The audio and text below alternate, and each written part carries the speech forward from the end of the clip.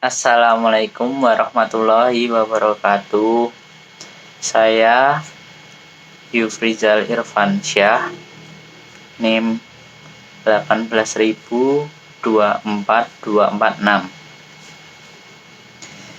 Di sini saya akan membacakan beberapa materi yang telah diberikan oleh Bapak Ilham Yuli Isdianto.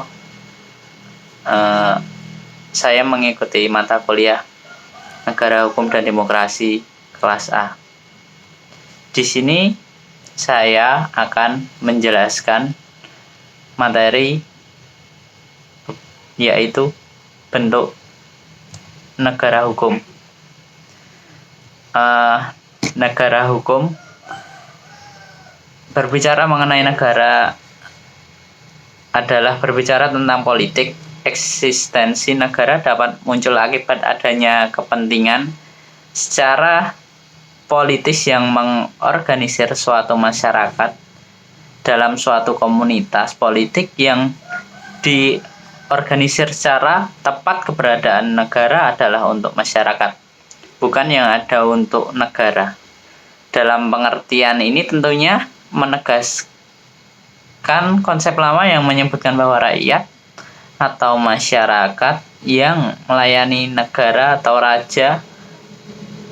Titah raja adalah sabda yang menjadi hukum. Konsep negara adalah aku, mewarnai dan menjadi legitimasi raja dalam segala tindakannya.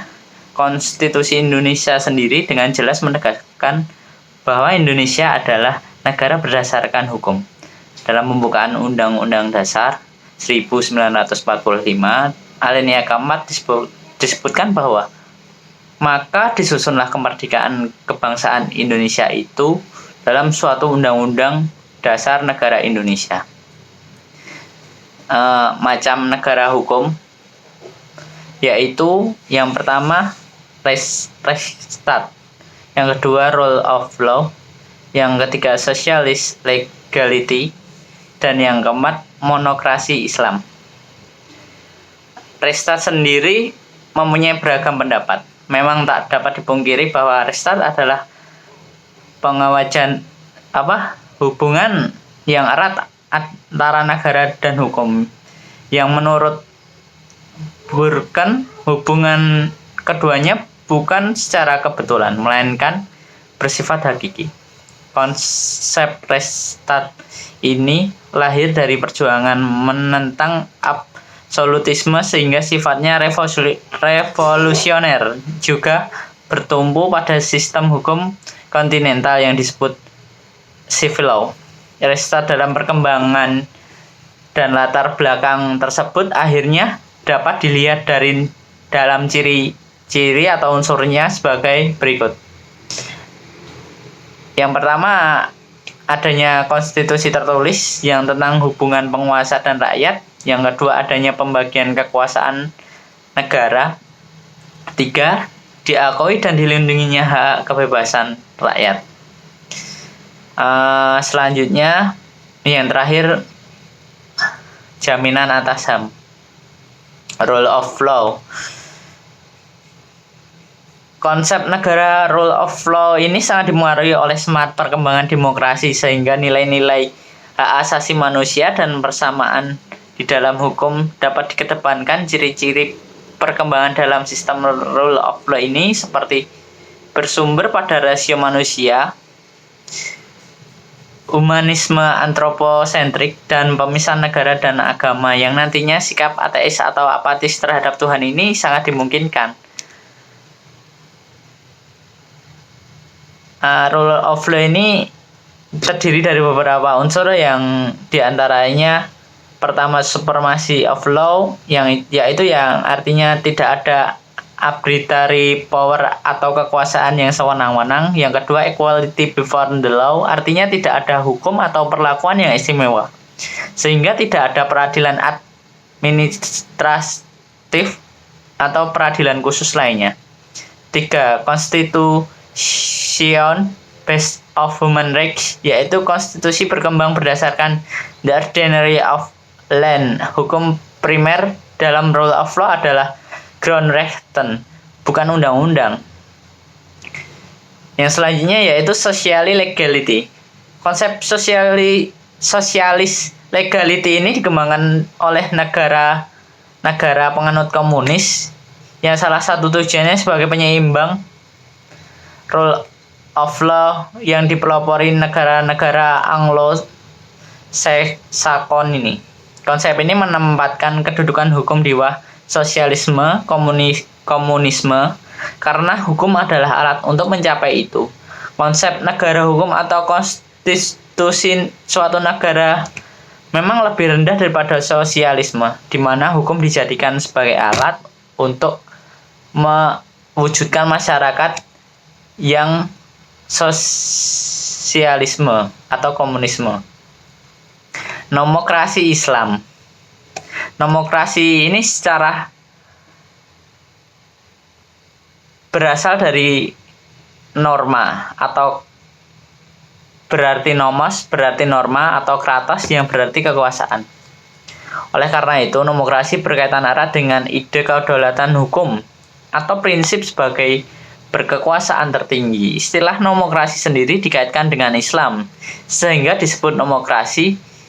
Hal ini karena penemuannya adalah Ibnu Khaldun. Dia menyebutkan bahwa mulk siasi ada dua macam bentuk negara hukum, yakni siyasah diniyah yang terjemahkan sebagai nomokrasi Islam dan siyasah aliyah yang diterjemahkan sebagai nomokrasi sekuler. Ciri-ciri nomokrasi Islam yakni perpaduan syar'i dan oleh pikir adalah sebagai berikut. Yaitu ada beberapa ciri-cirinya. Ciri-cirinya antara lain prinsip kekuasaan sebagai amanah, prinsip musyawarah, prinsip keadilan, prinsip persamaan, prinsip pengakuan dan perlindungan di setiap hak asasi manusia, prinsip peradilan bebas, prinsip perdamaian, prinsip kesejahteraan, dan prinsip ketaatan. Yang selanjutnya materi yang diberikan oleh Bapak Ilham Yurisdianto, yaitu negara hukum Pancasila. Konsep negara hukum sendiri secara harfiah memiliki persepsi yang berbeda di setiap negara. Maka untuk Indonesia juga pastilah menyesuaikan dengan dinamika politik nasional. Melihat secara keseluruhan, baik dalam tatanan pemerintahan dan ketatanegaraan, maka koalisi lebih dekat pada Reichstag daripada rule of law. Konsep negara hukum sendiri berawal dari dasar bahwa that laws and not men shall govern, bahwa undang-undang lah bukannya manusia yang harus memerintah. 4 alasan moral politis negara hukum yaitu seperti kepastian hukum, tuntutan perlakuan yang sama, legitimasi demokrasi, dan yang terakhir tuntutan akal budi. Kepastian hukum. Setiap orang tentunya mempunyai kepastian hukum sebagai jaminan atas berlakunya hukum secara pasti di dalam dinamika sosial. Oleh karena itu, hukum dapat menjadikan kontrol sosial yang ampuh karena setiap masyarakat sudah paham atas perbuatan dan sanksi-sanksi jika melanggar. Kepastian hukum juga sebagai jaminan atas hak warga negara baik sebagai rakyat maupun secara politis, posisinya sebagai warga suatu negara. Kepastian hukum sendiri memang diperlukan, namun bukan kepastian yang saklek sehingga mereduksikan nilai-nilai keadilan, sehingga digunakan untuk melindungi dan melandasi setiap tindakan, baik dalam konteks rakyat maupun pemerintah. Disinilah maksud utama dari negara hukum, bahwa sangat tidak masuk akal sebuah negara hukum yang di dalamnya tidak ada kepastian hukum. Yang selanjutnya yaitu tuntutan perlakuan yang sama. Konsep rule of law kita ini mengenal istilah equality before the law, yakni semua orang sama dan berhak mendapatkan perlakuan yang sama di depan hukum. Di sini pun tidak diperlukan peradilan khusus seperti halnya dalam Rechtsstaat. Namun bukan berarti di dalam Rechtsstaat juga tidak ada konsep perlakuan yang sama di depan hukum. Walaupun ada peradilan khusus dalam suatu kasus tertentu seperti administrasi. Dan yang selanjutnya adalah legitimasi demokrasi. Legitimasi adalah milik warga negara dan mereka yang ikut mengontrol jalannya pemerintahan, sehingga negara memiliki pertanggungjawaban, sehingga rakyat secara langsung, pemahaman rakyat sebagai legitimasi ini berkembang secara bersamaan dengan berkembangnya teori kedaulatan rakyat, di mana kesadaran sosial mulai terbentuk sebagai kekuatan yang dapat mengendalikan negara jika mereka menghendaki atau negara bersifat lalim. Dan yang selanjutnya adalah tuntutan akal budi. Tuntutan seperti akal ini adalah daya pikir atau pikiran yang mewakili rasionalitas, sedangkan budi adalah alat batin yang merupakan paduan akal dan perasaan untuk menimbang baik dan buruk, yang mewakili penggunaan hati dan perasaan. Penggunaan akal budi berarti menggunakan perasaan dalam rasio nalar kita sehingga pikiran tidak menunjukkan kebrutalannya. Pancasila sebagai dasar konsep negara hukum Indonesia. Pancasila sendiri adalah dasar dari sumber hukum nasional, adalah pokok kaidah negara yang fundamental. Karena seluruh kehidupan ketatanegaraan yang harus didasarkan kepada faktor Pancasila yang merupakan sumber dari segala sumber hukum, maka tidak penyelenggaraannya ketatanegaraan Indonesia, dan semua tindakan kekuasaan pemerintah harus berdasarkan atas hukum. Dan demikian dapat dipahami bahwa negara Indonesia adalah negara hukum, yaitu negara yang berdasarkan Pancasila. Pokok kaidah ini pada dasarnya memiliki dua unsur mutlak yang harus dimiliki, yakni satu, dalam halnya terjadi ditentukan oleh pembentuk negara dan terjelma dalam suatu bentuk pernyataan lahir sebagai penjelmaan kehendaknya untuk menentukan dasar-dasar bagi negara yang dibentuk. Dua, dalam hal isinya menuntut dasar-dasar negara yang dibentuk dan diselenggarakan ialah atas cita-cita kerohanian, asas falsafah negara, atau atas dasar cita-cita kenegaraan, asas falsafah negara, atas dasar cita-cita kenegaraan, dan mungkin untuk cita-cita kenegaraan, serta merupakan sumber hukum daripada undang-undang dasar negara. Kedua unsur kaidah pokok telah terdapat dalam diri dan jiwanya Pancasila. Selanjutnya adalah bagaimana kedudukan Pancasila dan Undang-Undang 1945 sebagai dasar atas negara hukum, atau dalam konteks ini menerjemahkan keduanya menjadi negara hukum Pancasila. Penamaan negara hukum Pancasila adalah dalam rangka pemantapan identitas hukum nasional. Kedudukan Pancasila dan Undang-Undang Dasar Negara 1945 ini terkait barometernya, ada 4 alasan moral politis negara hukum, yaitu yang pertama kepastian hukum.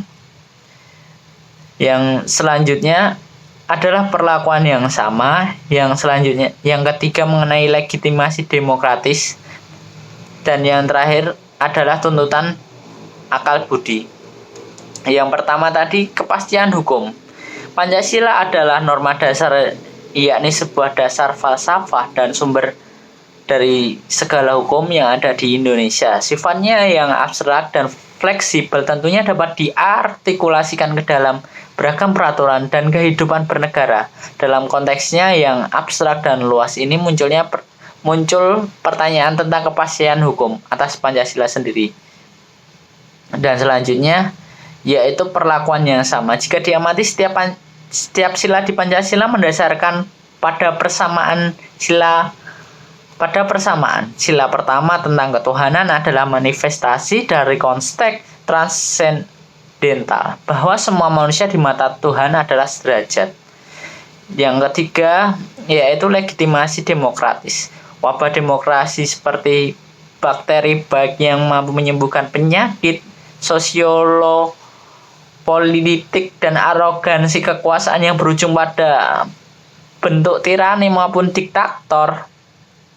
Terakhir yaitu tuntutan akal budi, yakni kedua landasan tersebut tidak hanya menggantungkan rasionalitas semata, namun juga melainkan juga budi atau nilai-nilai luhur yang datang dari hati nurani seperti yang telah dijelaskan di atas, bahwa nilai-nilai tersebut tak lain adalah nilai moral, karena sebagaimana yang kita ketahui bahwa membaca undang-undang dasar adalah membaca moral, tidak hanya sekedar hukum. Baiklah, mungkin itu materi yang bisa saya sampaikan. Ada kurang lebihnya saya mohon maaf. Assalamualaikum warahmatullahi wabarakatuh. Terima kasih.